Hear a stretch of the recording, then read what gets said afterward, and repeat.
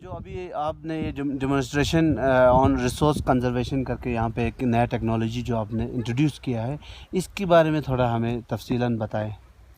Resource conservation वैसे आज के एग्रीकल्चर में सबसे ज़रूरी हुआ है, क्योंकि अल्लाह ताला का जो रिसोर्स है उनको कंजर्व करना, उसी को सही इस्तेमाल करना। फाइनली इंसान कुछ भी करे उसी रिसोर्स के ऊपर कोई कुछ नहीं कर सकता है, क्योंकि हम सब जानते हैं कि दुनिया में अगर देखा जाए पानी सबसे बड़ा वसीला है। अब वक्त आ गया हर कोई, अच्छा इसी ये आ गया तो इसके बाद उसी भी बड़ा बढ़ चढ़ के दुनिया में सबसे इंसान जो डिपेंड है पानी के बाद सेकंड आता है कि आपका हवा और इसके बाद मिट्टी आता है। एक मिट्टी में जान होना, मिट्टी में फर्टिलिटी बरकरार होना बहुत ज़रूरी है, जिसके लिए चलो हम डाउन जहाँ टेम्परेचर ठीक है उस कंडीशन में तो हर कोई जब घरेलू खाद के अलावा लोग दूसरा टेक्निक इस्तेमाल, जैसे आपका ग्रीन मैन्यूरिंग यानी किसी भी किस्म की दाल को उगाता है, उगाने के बाद फ्लोरिंग के बाद उसको पूरा उसी पूरा ज़मीन के साथ ट्रैक्टर लगा के मिला देता है ताकि ज़मीन की फर्टिलिटी इम्प्रूव हो जाए। अब यहाँ खतरनाक एक बहुत बड़ा चैलेंज था, क्योंकि हमारे पास इतना लंबा मौसम नहीं है और टेम्परेचर भी गर्मियों में ठीक नहीं रहती है। ये टेक्नोलॉजी यहाँ तो पॉसिबल ही नहीं था जो बाहर जो करता है। अब हम बहुत देर से सोच रहे थे कि आप यहाँ इस कंडीशन में क्या करें, तो फॉर्चुनेटली हमारे एक दो तीन साल की फाइंडिंग के बाद हमें रिसर्च के बाद ये कंक्लूजन आ गई कि हम अल्फ़ा बुकसुक जिसको नॉर्मल या कुछ उसको लुसन बोलता है, जो खैतर लद्दाख के हर जगह उगा जाए, तकरीबन यहाँ के सबसे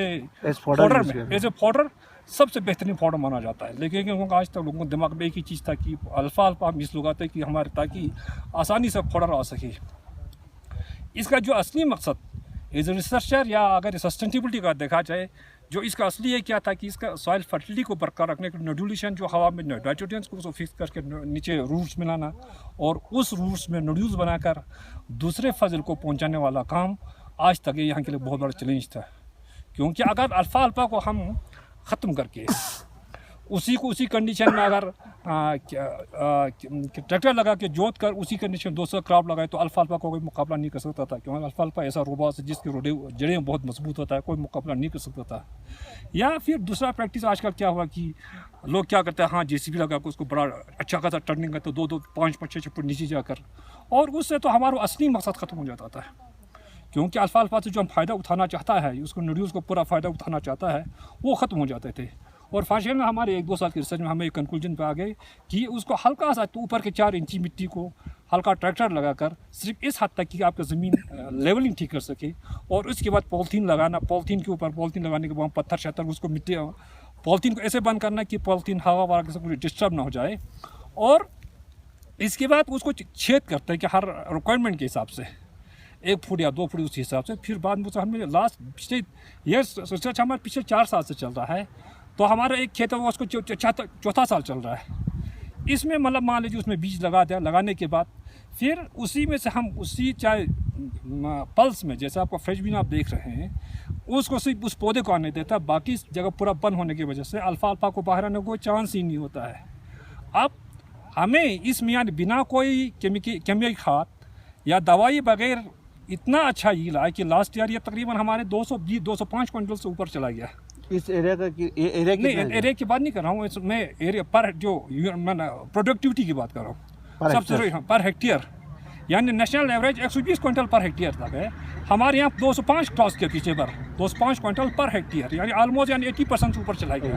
80% हाँ हुआ। और इस समय ऊपर कंक्लूजन हुआ कि हमारा अल्फ़ा नोड्यूल्स फॉर्मेशन के लिए एटमॉस्फेयर में जो नाइट्रोजन लाने में लगता है कि सारे दाल सही ऊपर चला जा रहा है। ये हमारे लिए बहुत खुशी की बात है कि मैं अब किसानों से ये बोलना चाहता हूँ, बराए करम अब वक़्त आ गया कि अब मोदी भी आ गया है ना, मोदी मिशन यानी हमारे वज़ीर-ए-आज़म हैं का भी ये कोशिश है कि लद्दाख को ऑर्गेनिक बनाया जाए, तो इसमें ये बहुत अच्छा रोल खेल सकता है। किसानों से मैं ये रिक्वेस्ट करता हूँ, किसानों से ये करता हूँ कि आपके पास जो ज़माने कदीम से आपके पास जो अल्फ़ा के अंदर जो ओल है या नॉर्मल ओल है, ओल को आप खेत में तब्दील करने की कोशिश करें और अपनी इस खेत को जहाँ आप ओल में तब्दील करेंगे। वरना अब क्या हो रहा है कि एक ही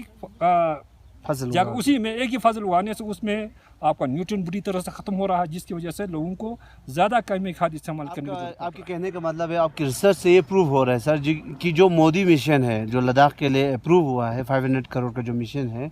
वो अल्फ़ा उसमें एक बड़ा इम्पोर्टेंट रोल अदा कर सकता है। बहुत इंपॉर्टेंट, यानी अब मन ऑर्गेनिक एग्रीकल्चर ऐसे आगे बढ़ाना बहुत मुश्किल है, मतलब इतना आसान नहीं है। इसलिए हमें देखना है कि ऑर्गेनिक सोर्स कैसे बढ़ा है, ऑर्गेनिक इनपुट सोर्स, यही तरीका होता है। क्योंकि पूरी दुनिया में अगर आप ऑर्गेनिक एग्रीकल्चर में सबसे ज़्यादा रोल, जैसे मैंने आपको बोला कि उसमें ग्रीन मैन्यूरिंग होता है। अब ग्रीन मैन्यूरिंग हमारे पॉसिबल नहीं था, हमने अब देखिए मैन्यूरिंग थ्रो अल्फा बन गया। आप लोगों से आप आपसे ये जानना चाहते हैं कि अभी जो यहाँ पे आपने विज़िट किया है, इसका क्या मेन मकसद क्या था जनाब? नहीं, अभी जो हमारे यहाँ पे डॉक्टर मेहदी साहब है, जो रिसर्चर है यहाँ के, इन्होंने यहाँ पे जो अभी इन्होंने ये नया यहाँ पे रिसर्च किया है, जो हमारा ओल होता है उसको खेत में यानी कन्वर्ट करने का। ये बता रहे थे कि मतलब ये अगर हम ऐसे नॉर्मल उस पर करते हैं, उसके लिए हमें जेसीबी वगैरह यूज़ करना पड़ता है, इससे हमारे ज़मीन को बहुत डैमेज हो जाता है। इन्होंने अभी रिसेंटली जो ये अभी नया टेक्नोलॉजी इन्होंने अभी जो रिसर्च किया यहाँ पे, जो मल्चिंग के लिए जो वो पेपर वगैरह यूज़ करते थे, ब्लैक पे जो पॉलीथीन है, उसी वही वाला जो इन्होंने यहाँ पे यूज़ किया है, और उन्होंने कहा कि ये सक्सेसफुल हो गया है। एंड आपको पता है जैसा भी हमारे यहाँ पे लद्दाख में मोदी स्कीम में हमें अराउंड 250 करोड़ ईच दोनों डिस्ट्रिक्ट को मिला है ऑर्गेनिक बनाने के लिए, लद्दाख को ऑर्गेनिक बनाने के लिए। तो हम ये देखने के लिए आए थे कि जैसे सर ने कहा ये सक्सेसफुल हो गया, तो मतलब ये कितना इंपॉर्टेंट रोल जो है हमारे मोदी मिशन की इम्प्लीमेंटेशन में मदद प्ले करेगा। के बाद हमारे यहाँ पे जो एब्रिकॉट का जो कारगिल को एब्रिकॉट बेल्ट ऑफ इंडिया माना जाता है, तो यहाँ पे बहुत सारे वेराइटीज़ है। कुछ रिसर्चर्स का क्लेम है कि 150 अबव वेराइटीज़ यहाँ पे है। तो इस फील्ड में आप क्या कर रहे हैं सर? एब्रिकॉट प्रोडक्शन और एब्रिकॉट प्रिजर्वेशन के लिए आप क्या कर रहे हैं सर? आप बहुत सही कहे हैं। यहाँ पे कारगिल में अभी हमारे यहाँ पे मोर देन 100 वैरायटीज़ जो वेरिएंट्स हैं एप्रिकॉट में पाई जाती हैं, आउट ऑफ विच हमारे यहाँ पे 30 रजिस्टर्ड हो चुके हैं। और अभी रिसेंटली हमने यहाँ पे डॉक्टर मेहदी साहब के साथ डीजी साहब के साथ एक रीजनल कॉन्फ्रेंस भी अटेंड किया था डॉक्टर मेहदी साहब के साथ, जहाँ पे हमने एनआरसी की डिमांड की थी, National Research Centre for Apricot in Kargil. तो उन्होंने जो हमारे डायरेक्टर जो आईसीआर हमारे कश्मीर में है, उनको ही उन्होंने ये काम दिया है कि वो यहाँ पे जाके पहले कमेटी फ्रेम करें और यहाँ पे जाके देखें कि इसमें मतलब इनको जो यहाँ पे ग्राउंड लेवल पे जाके सर्वे करने का उनको काम दिया है। उसके बाद उन्होंने ये भी उसके बाद उन्होंने ये भी कहा, उनको ये भी कहा था कि मतलब अगर ये एनआरसी के साथ साथ अगर और कोई हमारा कुछ होता है, अगर कोई अल्टरनेटिव जैसे क्वारंटाइन वगैरह करके हमारे एप्रिकॉट के मतलब जो हमारे बैन लगा था फ्रेश फ्रूट्स के ऊपर, वो हमारा हट जा रहा है। तो उसके ऊपर उन्होंने आईसीआर के जो हमारे जो डायरेक्टर साहब हैं उनको एक बताया था कि उसके ऊपर एक कमेटी फ्रेम करके यहाँ पे ग्राउंड लेवल पे जाके देखें क्या मतलब यहाँ पे चीज़ें हैं।